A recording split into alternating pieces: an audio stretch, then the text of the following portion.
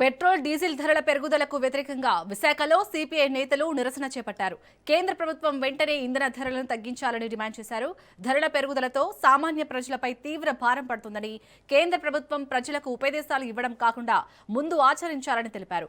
బైక్కు తాళ్లు కట్టి నడరోడ్డుపై లాగుతూ సిపిఐ నేతలు వినూత్నంగా నిరసన తెలిపారు.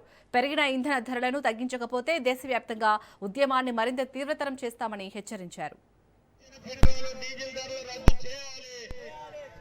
ప్రజలకు భారమైన పెట్రోల్ డీజిల్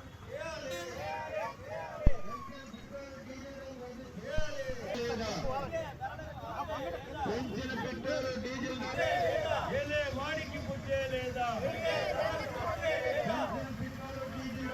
పెంచిన పెట్రోల్ డీజిల్ ధరలు రద్దు చేయాలి. ప్రజలకు భారమైన పెట్రోల్ డీజిల్ ధరలు తగ్గించాలి. ప్రజలకు భారమైన పెట్రోల్ డీజిల్ ధరలు తగ్గించాలి. పెంచిన పెట్రోల్ డీజిల్ ధరలు తగ్గించాలి. ప్రజలకు భారమైన పెట్రోల్ డీజిల్ ధరలు వెంటనే రద్దు చేయాలి. ప్రజలకు భారమైన పెట్రోల్ డీజిల్ ధరలు వెంటనే రద్దు చేయాలి. ప్రజలకు భారమైన పెట్రోల్ డీజిల్ ధరలు వెంటనే రద్దు చేయాలి.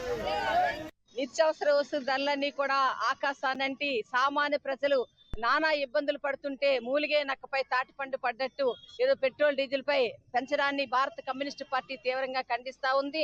ఎప్పుడైతే పెట్రోల్ డీజిల్ మీద పడింది, ఇది రవాణా వ్యవస్థ మీద పడి మరింత ధరలు పెరిగే అవకాశం ఉంది. మరికొద్ది రోజుల్లో వంట గ్యాస్ కూడా పెంచుతామన్నారు. ఒకవైపు వికసిత భారత్ అని చెప్పి భారతదేశం అంతా కూడా అభివృద్ధి బాటలో నడుస్తుంది అని చెప్పేసి దీన్నే రోల్ మోడల్ గా తీసుకోమని చెప్పి నరేంద్ర మోడీ గారు చెప్తూనే ఈరోజు పురోగమనం వైపు పోయి తిరోగమనం వైపు నడిపిస్తున్న పరిస్థితి మనం చూస్తున్నాం. ఆయన హైదరాబాద్ లో చేసిన ప్రసంగం ఏదైతే ఉందో అది బంగారం ధరలు కొనకండి, ఇంధనం అది కూడా గ్యాజులు డీజిల్ పెట్రోల్ ఇవన్నీ కూడా పొదుపుగా వాడండి అని చెప్తూనే ఆయన ఆచరించకుండా ఆయన ఒక కాన్వాయ్ వెళ్ళినట్టయితే ఒక 50 కాన్వాయ్లు కూడా దాన్ని వెళ్తున్నాయి. ఫస్ట్ ముందు ప్రధానమంత్రి గారు దాన్ని ఆచరించాలి, పొదుపు చూపించాలి, తర్వాత ప్రజలతో మాట్లాడాలి. ఏదైతే పెంచారో తక్షణమే గ్యాస్ పెట్రోల్ డీజిల్ వంట గ్యాస్ ధరలు వెంటనే తగ్గించకపోతే భారత కమ్యూనిస్టు పార్టీ రాష్ట్ర వ్యాప్తంగా ఈ ఉద్యమాన్ని ఉధృతం చేస్తాం. ఈ సందర్భంగా ప్రభుత్వాలకు హెచ్చరిక చేస్తాం.